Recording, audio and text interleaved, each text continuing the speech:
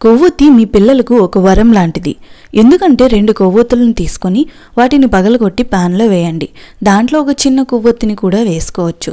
కరిగిన తరువాత దారాన్ని తీసేసి ఒక గ్లాస్లోకి తీసి సగం చెంచా జెండుబాం వేసి కలపండి.